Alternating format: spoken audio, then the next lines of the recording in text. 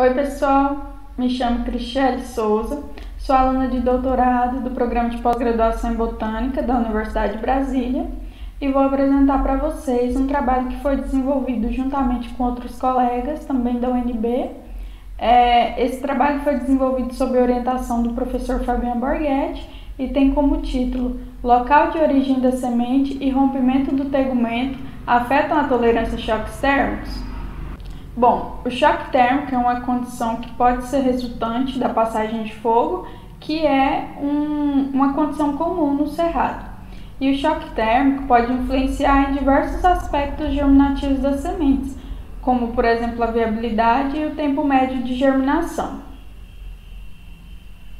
Alguns atributos presentes nas sementes podem fazer com que elas apresentem uma maior tolerância aos choques térmicos, como por exemplo o tegumento e o conteúdo de água.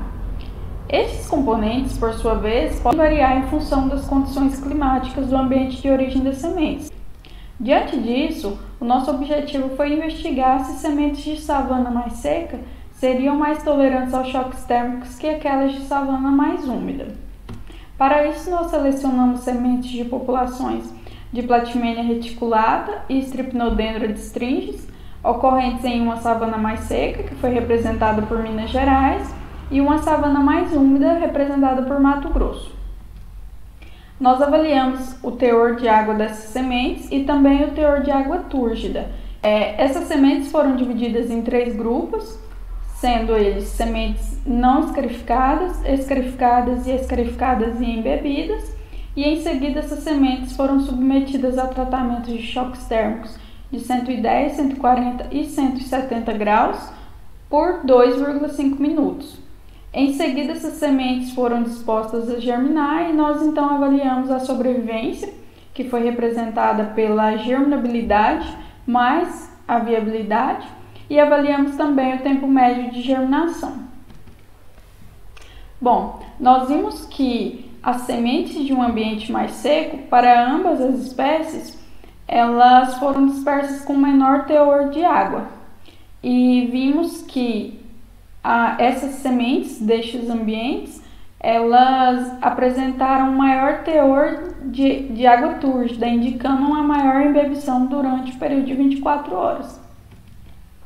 Ainda em relação aos ambientes, nós vimos que as sementes de um ambiente mais seco, elas apresentaram uma maior capacidade de germinação, mesmo depois de expostas aos tratamentos de choques térmicos, e vimos também que as sementes de Strypnodendron distringens, elas apresentaram essa maior tolerância, maior capacidade de germinação, apesar de expostas aos tratamentos de choques térmicos e em comparação à Platimenia reticulata. Bom, vimos em relação aos tratamentos de escarificação que as sementes não escarificadas foram as que apresentaram uma maior tolerância aos choques térmicos, e vimos que aquelas que foram escarificadas e embebidas foram as que apresentaram uma maior sensibilidade, o que já é esperado, né? Bom, ainda em relação aos ambientes, nós vimos que as sementes de um ambiente mais seco, elas precisaram de um maior tempo para desencadear a germinação, assim como aquelas sementes que não foram escarificadas. Por outro lado, as sementes que foram, além de escarificadas, embebidas por 24 horas, apresentaram uma germinação mais rápida, o que já é esperado, visto que durante a embebição a semente já começa a reativação do metabolismo.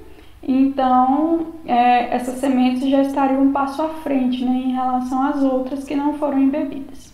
Como conclusão, então, nós vimos que sementes de savana seca se mostraram mais resistentes a choques térmicos, e isso indica que essas sementes possivelmente são mais resistentes também ao fogo.